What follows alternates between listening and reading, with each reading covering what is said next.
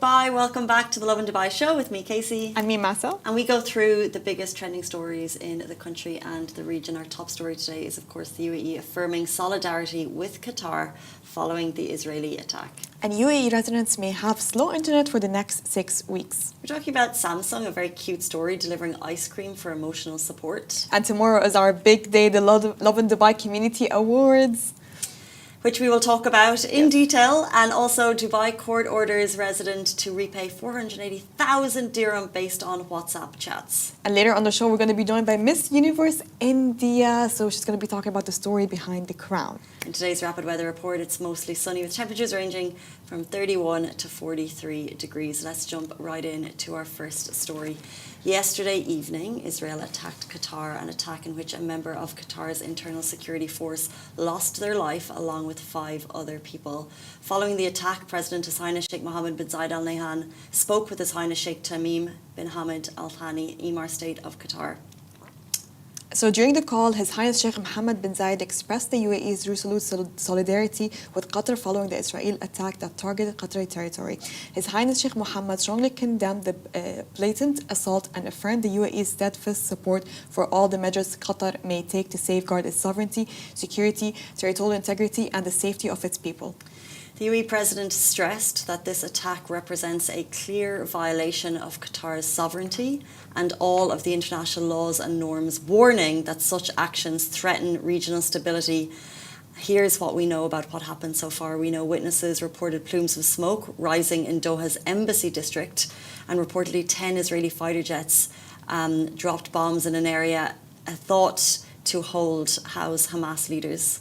So we know the attack was aimed at Hamas leaders, and President Donald Trump has stated that he is not thrilled about this turn of events. We know schools are closed, and we can only pray this will be the last attack. We're seeing some local commentary come through from people here, such as Khalaf Al-Abtour, who said what we witnessed today of the brutal Israeli assault on the brotherly state of Qatar is blatant and outrageous violation, not only against Qatar, but also against the entire Gulf state and the whole Arab nation.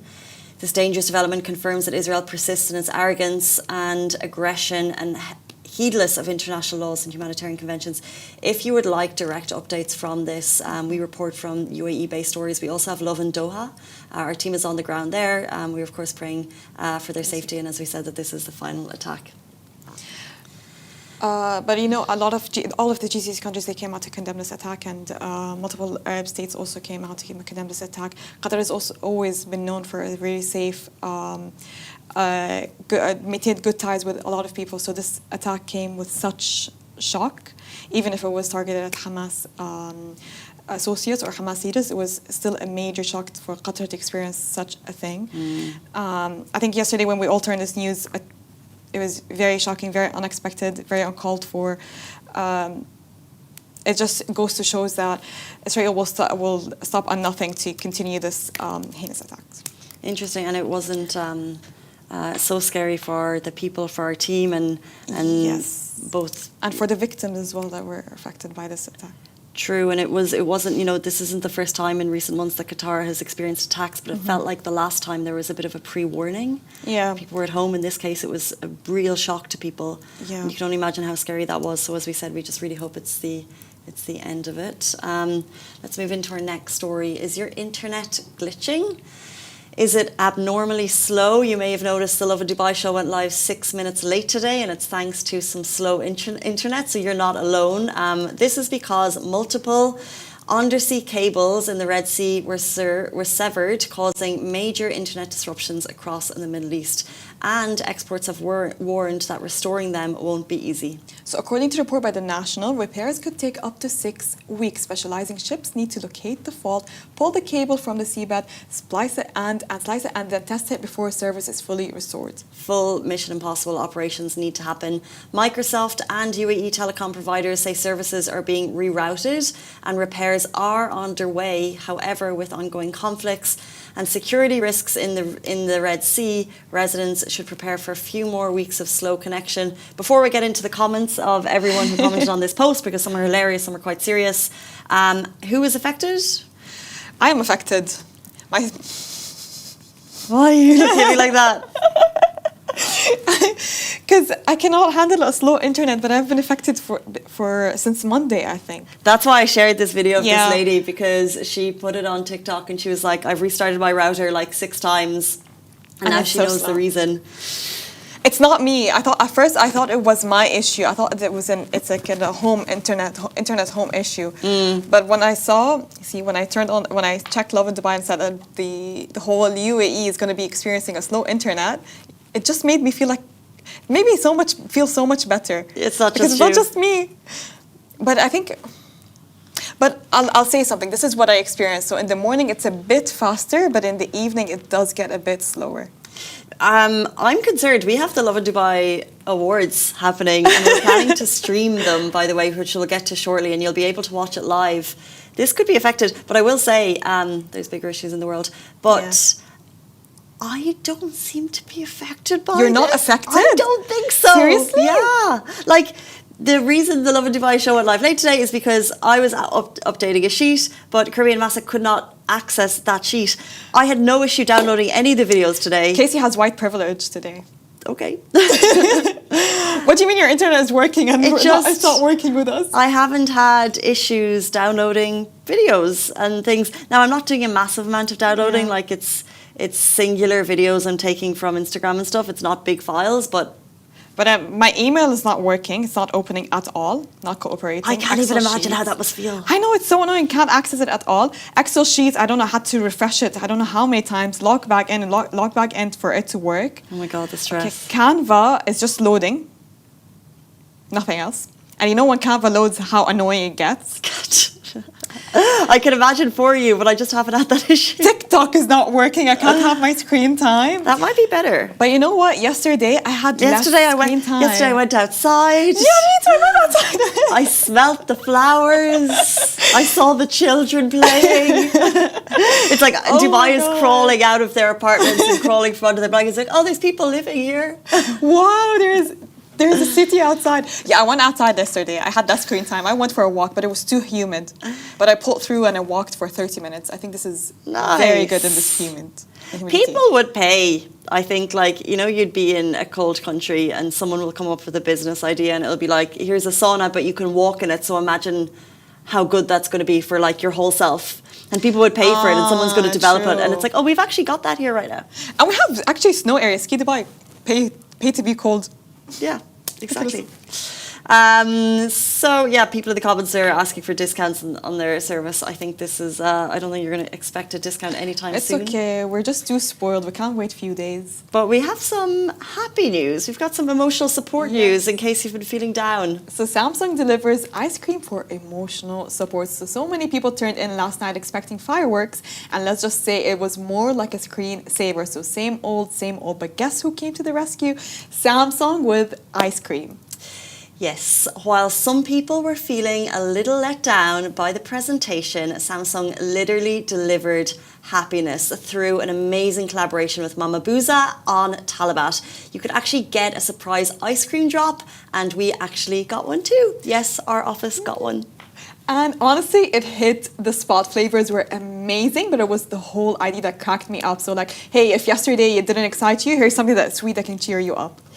And the coolest part is the cup had a little card with the QR code linking to actually the Try Galaxy app. So while you're enjoying dessert, you can also check out what Samsung's foldable phones can do. They are so slick, so giving you a taste of innovation right from any device. So practical and not just a cool design. So life is too short to choose disappointment when there is ice cream, especially when it comes with a side of Samsung innovation. There is nothing that makes me happier than a little dollop of ice cream. I love ice cream.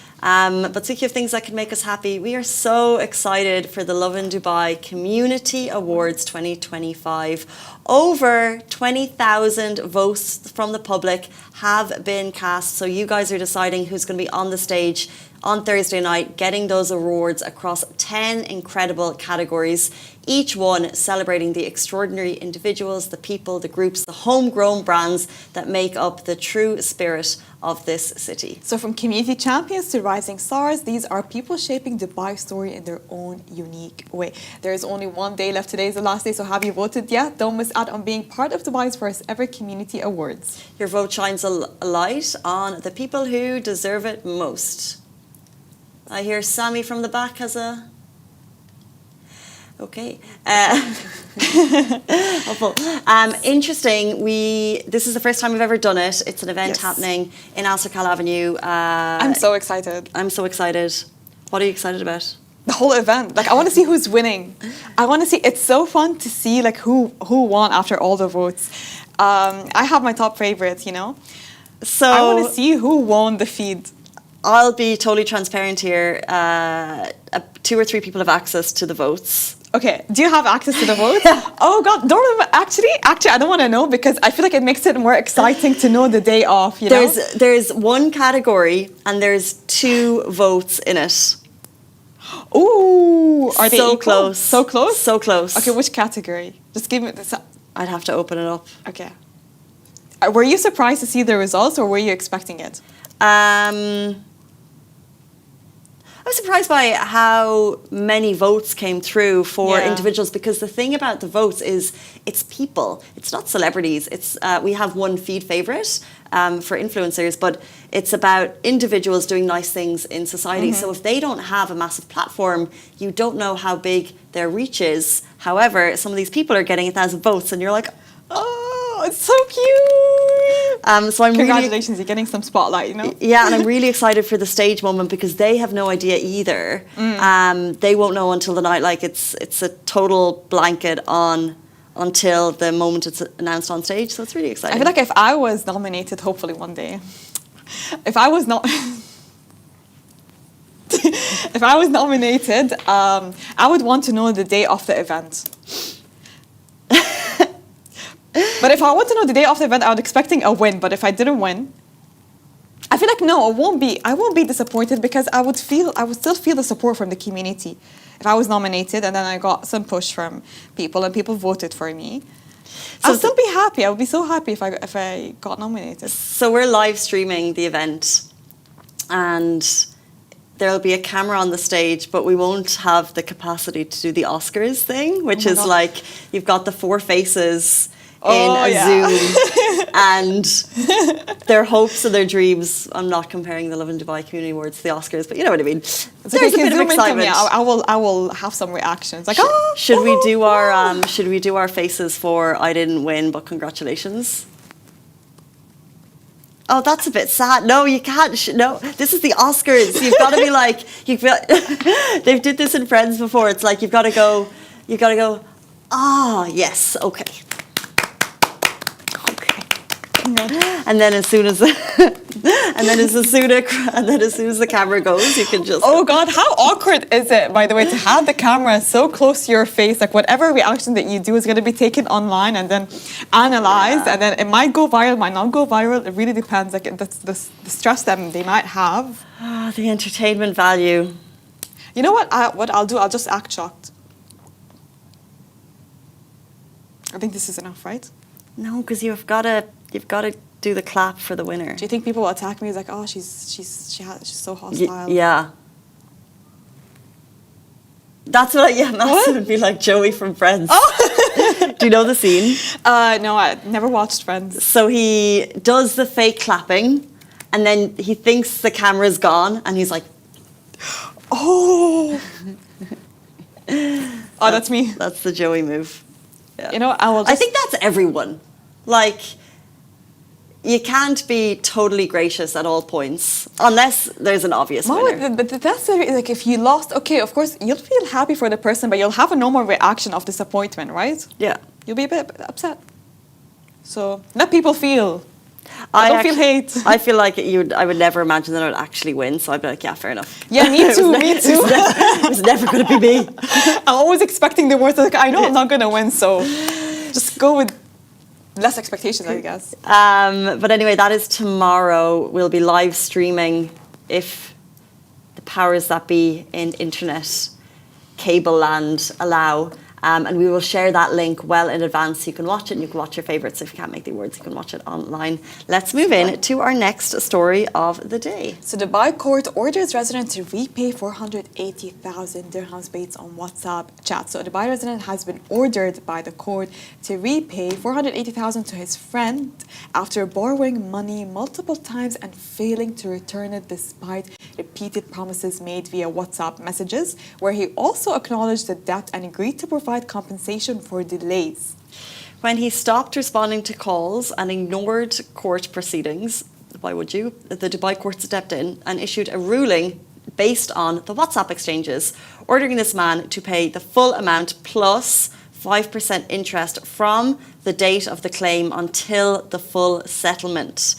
Fair enough. In addition to covering court fees and expenses. So the ruling underscores the judiciary's strict stance on personal debts and highlights that digital communications, including WhatsApp messages, are considered legally valid evidence under UAE civil law. Have you ever lent money to a friend? And I put this to anyone watching on Instagram or TikTok. Have you lent money to a friend and how did it work out for you? Lend money to a friend. I feel like I've only lent very small amounts, nothing big, honestly. If a friend came to you and said, "Can I borrow 10k for?"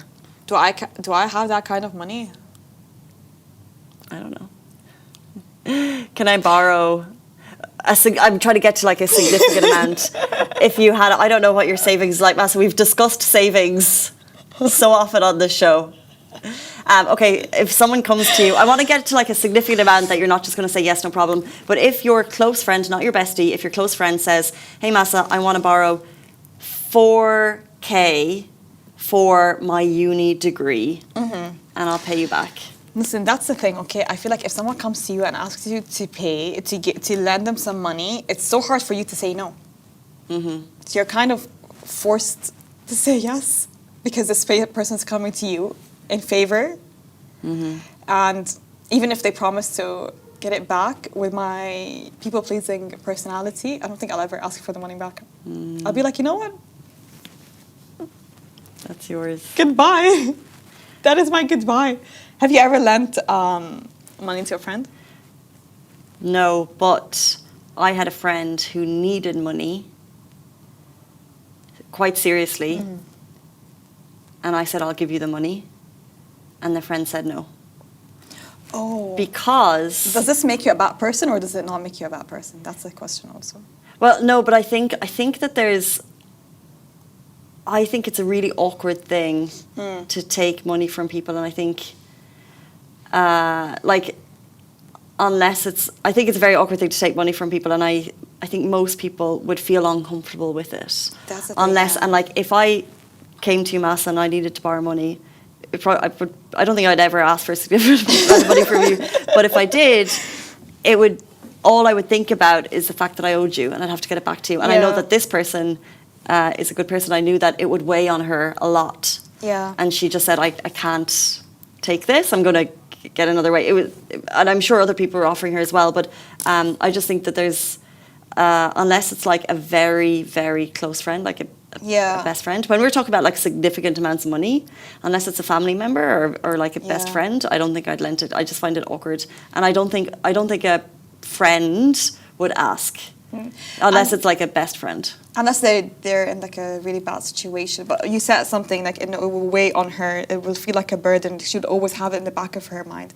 But it really depends on the type of person that you lend them money. It depends on the type of person. And some people, it doesn't weigh on them. Exactly. And people are different. And I would be the type of person that would weigh on me.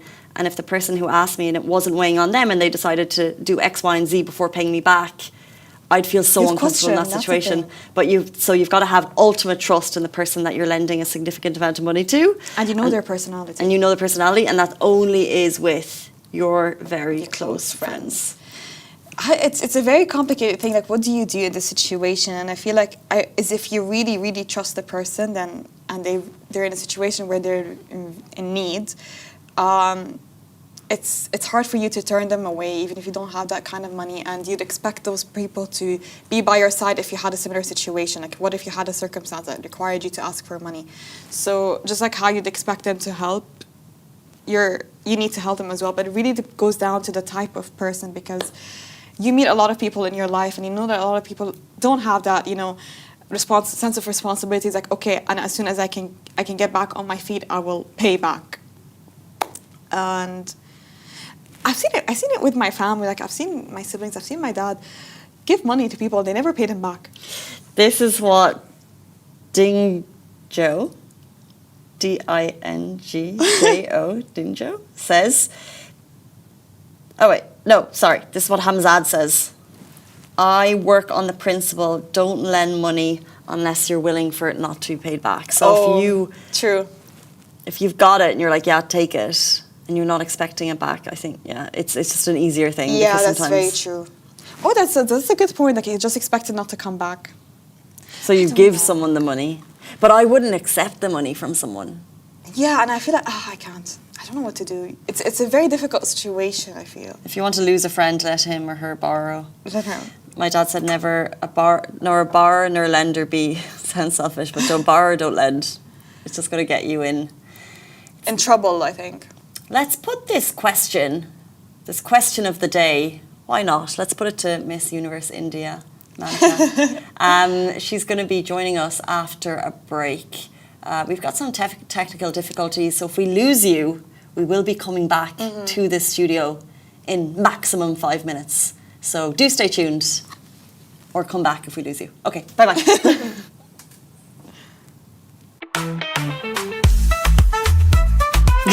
They can see us.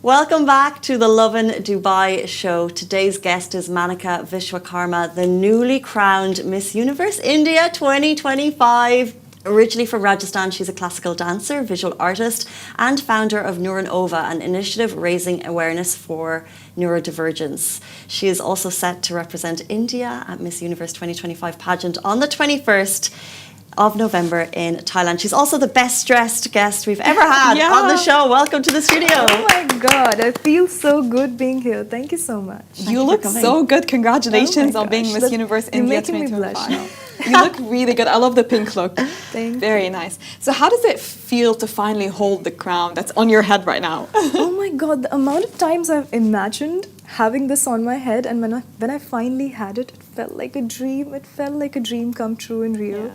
It feels surreal, to be honest. We called India. It feels like when your name is replaced with a country, it's the best feeling in the world. That's the best thing we can ask for. And to represent your country is so phenomenal. Can we learn, we go right back to learn a little bit about you. You grew up in Rajasthan. Tell us a little bit about your hometown story. What was your childhood like? Absolutely. So I grew up in a very small town of Sri Ganganagar, Rajasthan. It's a state in India. And it's a very simple place. We are simple people, having no exposure of pageants whatsoever. But Miss Universe being such a brand, that I always had it in my heart that I have to go ahead, I have to give it a shot and prepare for it. And that is how my journey began. I came to Delhi, that's the capital of India, and that's where I started my journey by training with Beauty High Academy. So that's my journey. Was it difficult? So at what age did you move to Delhi, and was it difficult to get into these academies? So I moved to Delhi at the age of 21. And to be honest, it was actually difficult because having no one from my family, being in a different city, I was all by myself. And I started modeling, I started doing a bit of odd jobs, and I loved doing it. Because eventually I felt that I realized I was just getting closer to my dream every single day, and that USP was always there. Mm-hmm. So did you grow up watching Miss Universe America, Miss Universe USA and the TVs? Oh yes, so I've been following pageants since I was 10. So I've been following pageants since 2013. And being on this stage now, being on that stage, I think the only feeling that I had was of gratitude. We've imagined this so many times in our head. And Miss USA, amazing. I feel like these pageants, they have given us the perspective of what truly women can be. Especially when we talk about the one, and especially Miss Universe, we see so much diversity. We see women from so many professions. that I think can open up our brain in the best way possible. So yeah, I think pageants really gave me the courage to move to a different city and follow all these dreams, different demeanors. So interesting that it was on your vision board, basically, before vision boards 10 were years a old. thing.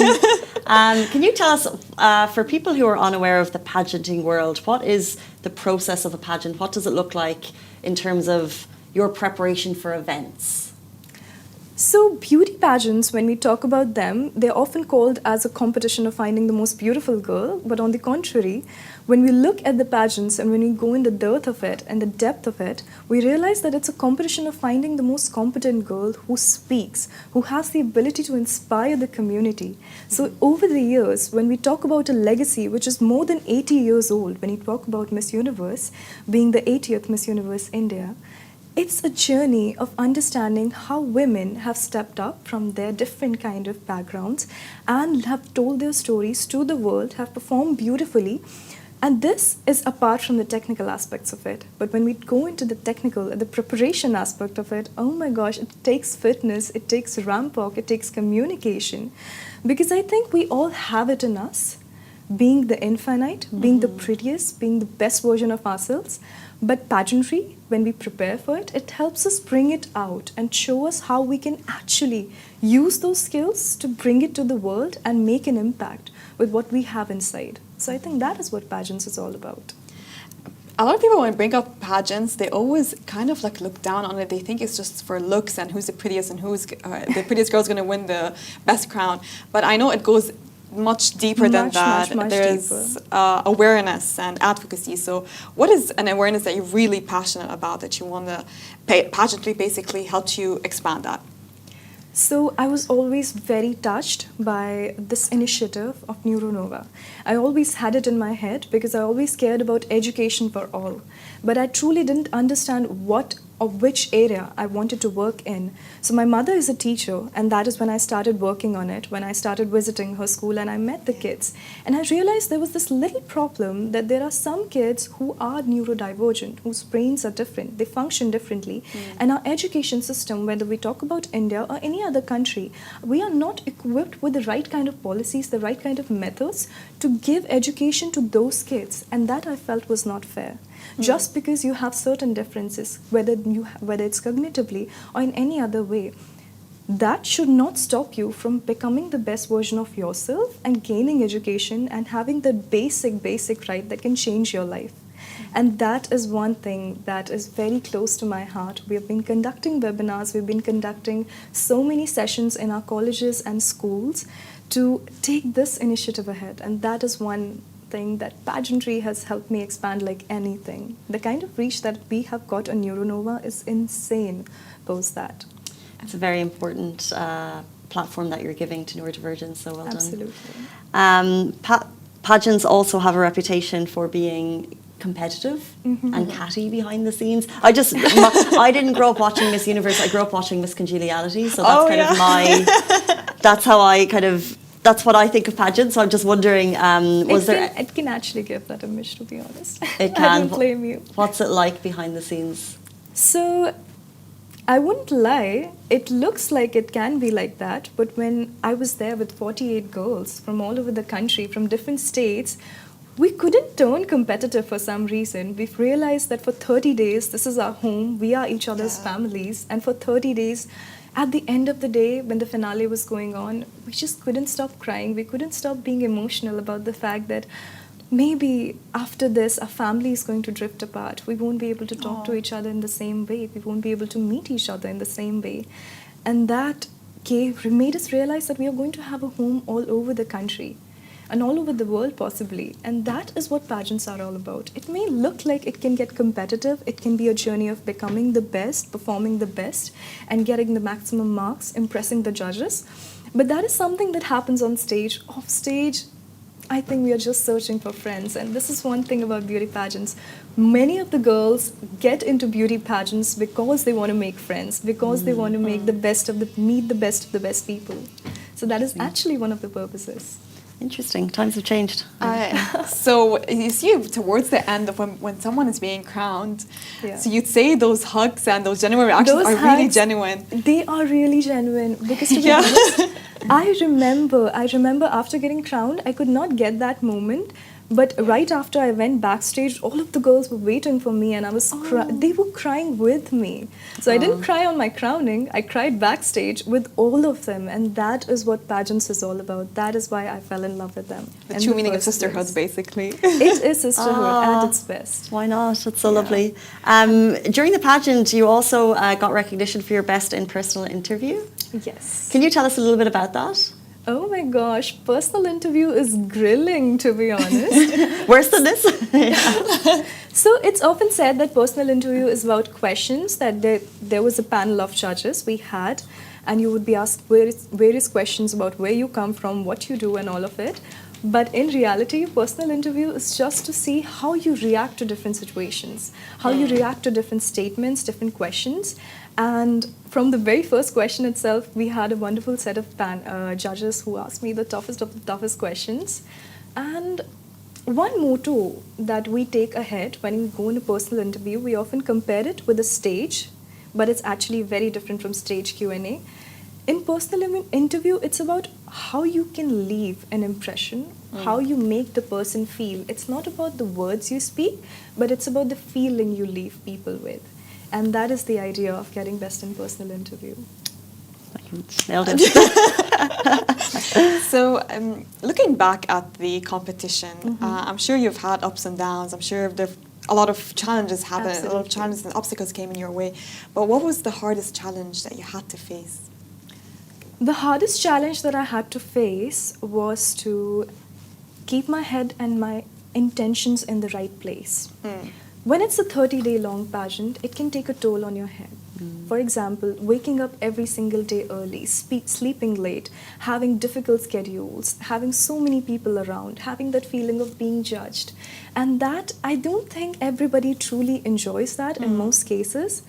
But me, on the other hand, for 30 days, I think by the end of it, we all were so exhausted that sometimes it used to feel like, why are we even doing this? And in that moment, to remember that what the 4-year-old Manika would have thought, what the 10-year-old Manika would have thought.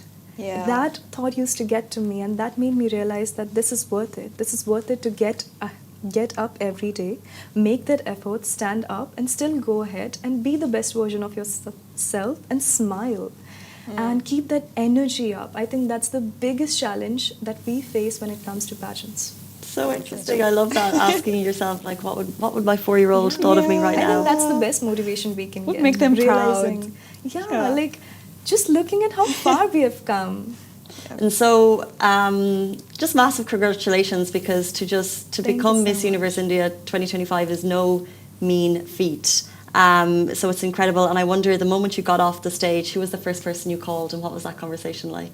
Oh my God. So my family was in the audience, and I remember just giving a wave to my brother. And I I was can like, only I just want to be, because he was my supportive. life coach throughout the pageants. He didn't sleep. If I didn't sleep, my brother is 10 years older to me, and he has always been that figure to me, that guiding light. And I remember that calling throughout the pageant, that whether it's 4 o'clock in the night, he would still stay up. He would be like, you're not going to bed without talking to me. And in that moment, you realize that that entire video call I used to have with my family, they're in front of me, looking at me, getting crowned. I just wanted to meet them. So I actually didn't make the phone call. I realized my entire world was in front of me. So that was the best feeling. So nice.